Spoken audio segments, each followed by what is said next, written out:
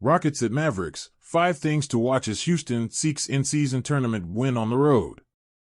Dallas, the Rockets have reason to consider the game in Dallas especially important, and that's before weighing the impact it will have on their in-season tournament status. With a win, they advance to the tournament quarterfinals. If they lose, they are out.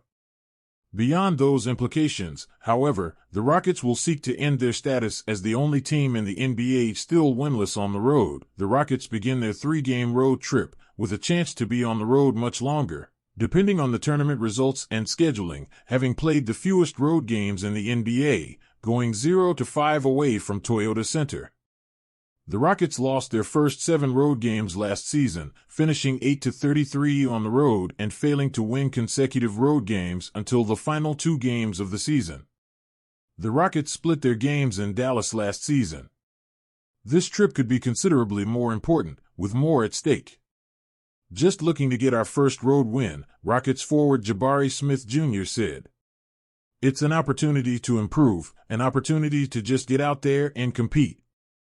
The tournament stakes are high. Playing up the street with your in-state rival. It's cool. Something's got to give. The Mavericks have the NBA's 4th-ranked offense. The Rockets have the top-rated defense and allow the fewest points per game in the NBA. The matchup could test not just those rankings but also one of the greatest strengths of the Rockets' defense. The Rockets have excelled at defending the 3-point line, using their switching defense to keep defenders on shooters, rather than sending double teams or traps that would leave a shooter open. The Rockets allow the 4th fewest threes per game on the 2nd-best 3-point percentage defense. The Mavericks, however, average the most threes per game, 16.2, on the 6th-best 3-point shooting. That defensive rating was largely built on the Rockets' success on their home court. They are 19th defensively on the road. Some of that comes from the small sample size, with the Rockets playing just 5 road games, the fewest in the NBA, and had their 2 worst games, at Orlando and at Golden State, on the road. The Mavericks have had just enough perimeter shooting around their stars but are still heavily dependent on Luka Doncic and Kyrie Irving, who average a combined 54.9 points and 13.3 assists. Until the benches were cleared against the Clippers on Saturday, the Mavericks had only 2 field goals that were not scored or set up by Doncic or Irving.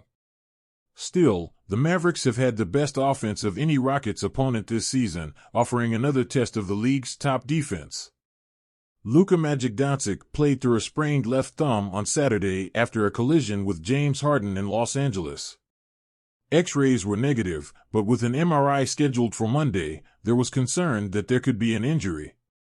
The test showed only a sprain, and Mavericks coach Jason Kidd said Doncic will play against the Rockets. He has enjoyed the matchup. In 3 games against the Rockets last season, Doncic averaged 41.3 points on 49.4% shooting, with 10.7 rebounds and 10.3 assists per game. That is the 3rd most he averaged against any opponent last season, and the most against an opponent he played more than twice. Doncic played through a sprained left thumb on Saturday after a collision with James Harden in Los Angeles.